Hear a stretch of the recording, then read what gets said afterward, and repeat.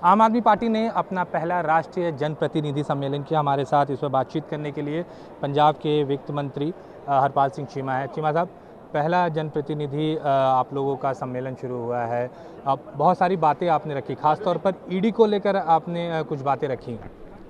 देखिए, यूपीए के कार्यकाल में 2004 से लेके 2014 तक 10 साल में 112 लोगों पे ईडी के रेड्स हुए। ईडी ने उनसे पूछताछ की, पर लेकिन ये बहुत बड़ी बात है कि इस जो एनडीए का 10 साल का कार्यकाल पूरा नहीं हुआ, अभी 8 साल पूरे हुए हैं। 2014 से लेके 2022 तक उन्होंने 3010 लोगों पे रेड किया है।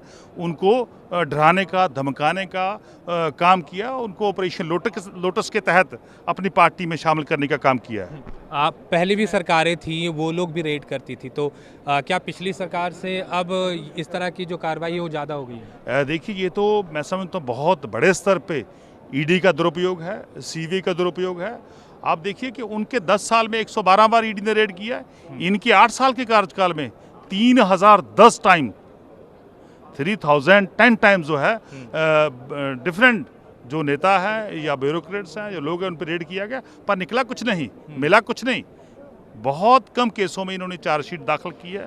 बहुत कम जो इनके केस हैं वो सक्सेस हुए। इससे पता चलता है कि जो बीजेपी है वो कैसे सत्ता का दुरुपयोग कर रही है, वो कैसे ईडी का और सीबीआई का दुरुपयोग कर रही है। आप कह रहे हैं डराने धमकाने के लिए इस्तेमाल किया जा रहा है? बिल्कुल बिल्कुल, बीजेपी बिल्कुल डराने का, धमकाने का, दहशत पैदा करने का काम कर रही है, क्योंकि बीजेपी देश में खत्म हो रही है। बीजेपी का ग्राफ डे बाई डे नीचे को जा रहा है। अब देखिए, जहाँ बीजेपी सत्ता में नहीं आती, जिन स्टेटों में बीजेपी सत्ता में नहीं आती, उन स्टेटों में ये खरीदो फरोख्त करती है, सेल परचेज करती है, विधायकों को खरीदा जाता है, तोड़ा जाता है, ईडी की रेड डाली जाती है। पर लेकिन ये ऑपरेशन लोटस पहली बार आम आदमी पार्टी ने फेल किया है।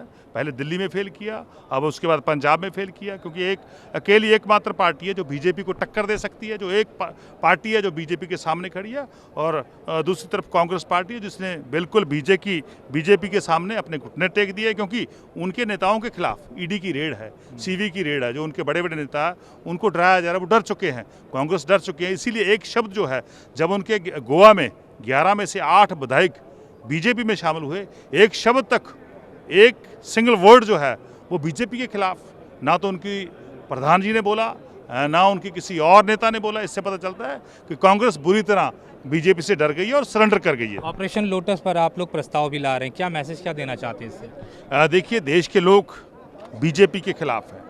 देश के लोग जहां बीजेपी को हरा रहे हैं, यहाँ बीजेपी को रिजेक्ट कर रहे हैं, वहाँ बीजेपी जो है खरीद फरोख्त के जरिए, सेल परचेज के जरिए वो सत्ता में आना चाहती है, सत्ता में आ रही है कई स्टेटों में।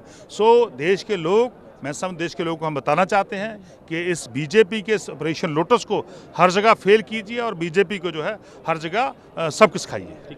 तो ये मंत्री थे हरपाल सिंह चीमा, जिन्होंने साफ तौर पर कहा कि जो ईडी का रेड हो रहा है, अगर सिर्फ एनडीए सरकार की अगर बात करें तो 3000 से ज़्यादा इनके कार्यकाल में रेड हो चुके हैं, यूपीए सरकार के मुकाबले बहुत ज़्यादा। और बार बार ये कह रहे हैं कि ये केंद्र सरकार जो है वो दूसरे राज्य सरकारों को डराने धमकाने की कोशिश ईडी के जरिए कर रही है।